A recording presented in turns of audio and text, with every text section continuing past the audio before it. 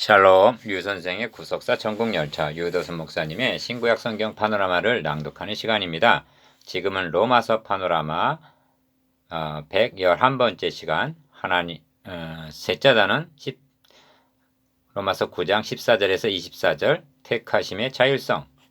111번째 소제목, 하나님의 선택의 자주성.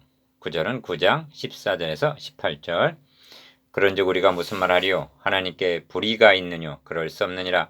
모세에게 이르시되 내가 긍휼히 여길 자를 긍휼히 여기고 불쌍히 여길 자를 불쌍히 여기리라 하셨으니, 그런즉 원하는 자로 말미암음도 아니요 다른 박질하는 자로 말미암음도 아니요 오직 긍휼히 여기시는 하나님으로 말미암음이니라.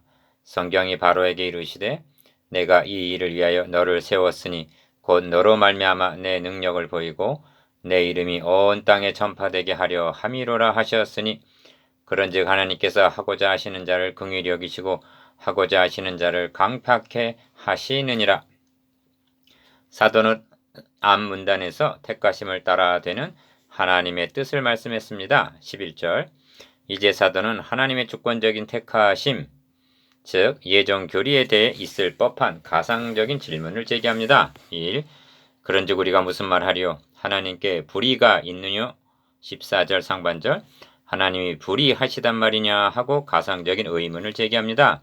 기억, 이 가상적인 질문은 13절에서 내가 야곱은 사랑하고 에서는 미워하였다는 말씀에 대해 제기된 것입니다. 쌍둥이 에서와 야곱이 아직 태어나기도 전 무슨 선이나 악을 행하지 아니한 때에 택하심을 따라 되는 하나님의 뜻이 야곱은 택하시고 에서는 버리셨다면 이것은 공평치 못한 일이 아니냐는 것입니다. 자고로 예정교리는 많은 논쟁을 일으켰습니다. 사도도 이렇게 될 것을 예상하고 있었습니다. 2. 예정교리는 하나님의 절대 주권을 인정하고 반면 인간의 전적 타락을 전제로 해서 세워진 교리입니다. 기억, 그러므로 인간 중심적인 이성은 이 교리에 대해 비판하고 거부하며 심지어 미워하기까지 하는 것은 어찌 보면 당연한 일이라 하겠습니다.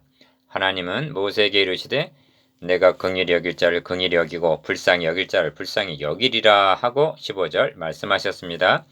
이는 출애굽기 33장 19절의 인용인데 이 말씀을 하시게 된 배경을 알아야만 참 뜻을 깨달을 수가 있습니다. 니은 모세가 시내산에서 하나님께로부터 십계명이 기록된 2개의 돌판을 받아가지고 내려왔을 때 산 아래서는 백성들이 금으로 송아지 모양의 신상을 만들어 놓고 이스라엘아 이는 너희를 애굽 땅에서 인도해낸 너희 신이로다 하고 출애굽기 32장 4절 그 앞에 번제와 화목제를 드리고 앉아서 먹고 마시며 일어나 뛰놀고 있었습니다. 디귿 여호와께서 모세에게 이르시되 너는 내려가라. 너가 애굽 땅에서 인도하여 낸 너의 백성이 부패하였도다. 그들이 내가 그들에게 명한 길을 속히 떠나 자기를 위하여 송아지를 부어 만들고 그것을 숭배하며 그것에게 희생을 드리며 말하기를 이스라엘아 이는 너희를 애굽 땅에서 인도하여 낸 너희 신이라 하였도다. 그런즉 나대로 하게 하라. 내가 그들에게 진노하여 그들을 진멸하고 너로 큰 나라가 되게 하리라 하셨습니다. 출애굽기 32장 7절에서 10절 3. 여러분, 하나님께서 말씀하신 대로 이 배은망덕한 자들을 진멸해 버리셨다면 하나님께 불의가 있느뇨? 여러분은 하나님을 불의하시다 말하겠습니까? 기억, 이 말씀을 들은 모세는 일사각오의 중보기도를 드립니다. 합의하시면 이제 그들의 죄를 사하시옵소서. 그렇지 않사오면 원컨대 주의 기록하신 책에서 내 이름을 지워 버려 주옵소서 합니다. 출애굽기 32장 32절. 이러한 배경에서 나는 은혜 줄 자에게 은혜를 주고 긍휼히 여길 자에게 긍휼을 베푸느니라 하고 말씀하신 것입니다. 출애굽기 33장 19절. 니은 인류의 시초는 에덴 낙원에서 하나님을 배신하였고 우리는 모두가 배은망덕한 아담의 후손들입니다. 그의 후예들은 하나님의 영광을 썩어질 사람과 금수와 버러지 형상의 우상으로 바꿔치기를 했습니다. 1장 23절 디귿 그러면 묻습니다. 진멸받아 마땅한 이들 중에서 얼마를 긍휼히 여기시고 얼마는 그대로 버려두셨다면 하나님께 불의가 있느뇨?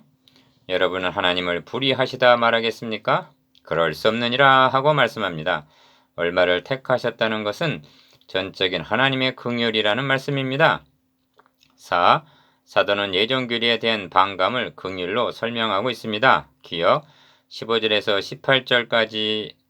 18절까지 그 내용 가운데는 긍휼이라는 말이 4번 강조되고 있습니다. 내가 긍휼히 여길 자를 긍휼히 여기고 15절 나 오직 긍휼히 여기시는 하나님으로 말미암음이니라 16절 그런즉 하나님께서 하고자 하시는 자를 긍휼히 여기시고 합니다. 18절 5. 전적 타락, 전적 부패, 전적 무능한 인간들에게 있어서는 그런즉 원하는 자로 말미암음다 아니요 다른 박질하는 자로 말미암음다 아니요 오직 긍휼히 여기시는 하나님으로 말미암음이니라 하고 16절 하나님의 긍휼밖에는 기대할 것이 없다는 말씀입니다. 기억 이 말씀은 이스라엘의 구원 문제를 논증하는 문맥에서 주어졌다는 점을 유념해야만 합니다. 구원은 전적인 하나님의 주권에 속한 것이라는 말씀입니다.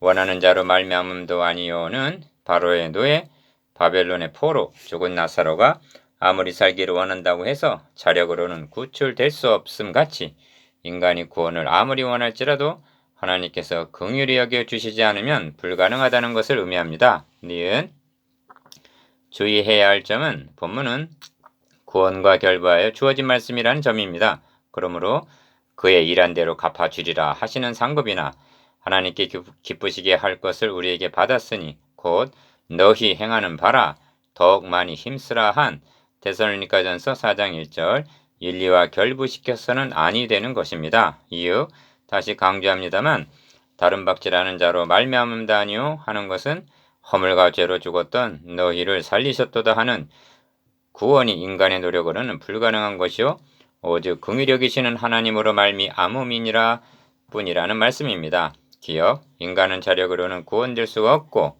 긍휼이나 불쌍히 여기심은 베푸시는 분의 주권에 속하는 것이요 인간 편에서 권리적으로 요구한다던가 불평할 문제가 아니라는 것이 사도의 답변입니다.